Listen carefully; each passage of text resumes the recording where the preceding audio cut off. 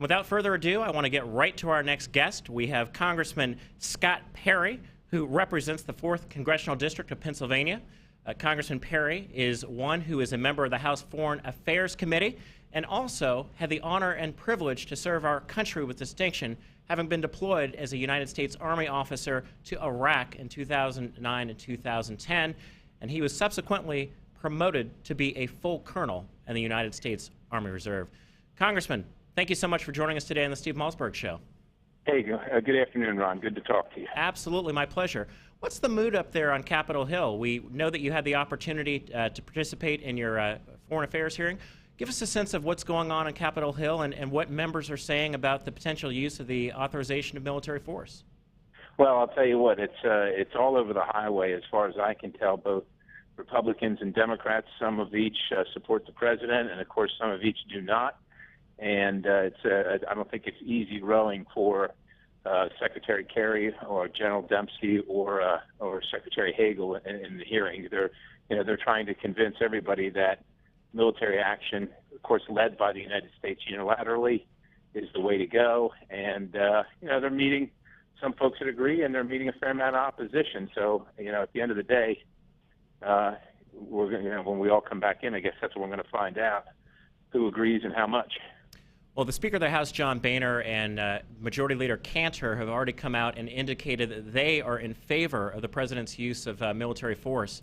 There was a recent Washington Post ABC News poll that came out that said that an overwhelming majority, 46% of the American people, regardless of their party affiliation, were against intervening in Syria.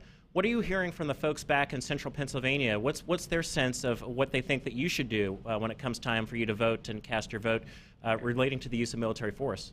Well, the folks that are calling in, of course, they are taking time to dial the phone and express their opinions, overwhelmingly opposed to United States unilateral intervention in Syria. So that's what I'm hearing. And of course, I'm concerned from a legal standpoint whether the president has authority. As you know, he announced that he was going to do it. They announced the target list, and then it seems when public support, whether it be in America or internationally, wasn't with him, then he decided to consult the Congress. And we appreciate that he is consulting the Congress, but we think that there should have been a coherent strategy long before this time. And I questioned the ambassador in March at a foreign affairs hearing regarding the red line in Syria, regarding the use of chemical weapons. And I thought those comments were capricious based on the fact that I couldn't get any indication of any strategy once the red line was crossed. And unfortunately, we are here at this point.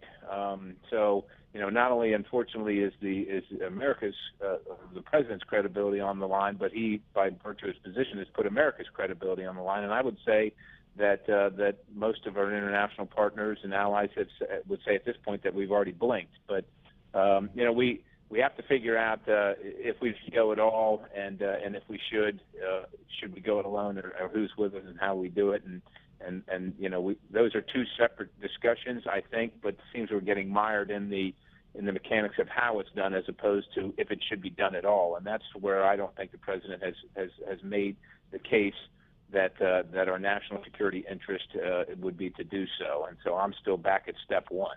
I agree with you, Congressman, believe me. And we have just 1 minute left to go here, but I want to ask you really quickly. I noticed that the former Speaker of the House, Nancy Pelosi, was against President Bush using military force. President Obama, then Senator Obama, was against the use of force. Same thing with then Senator Biden. Do you think partisan politics has a play here of Republicans and Democrats in just 20 seconds? Do you think this is going to be a partisan vote, or do you think this is going to be a vote for our national security interests? I don't think it's going to be, at this point, I don't get the sense that it'll be a partisan vote, but partisan politics is playing a role. I'm trying to keep an open mind about it, even though the president has said that he does not have the authority to do it just weeks ago and now says he does. We are in a situation. I hate to do it. We are on a hard break here. We've got to go. Appreciate it. Congressman Scott Perry from Pennsylvania, thank you for joining us. We'll be right back.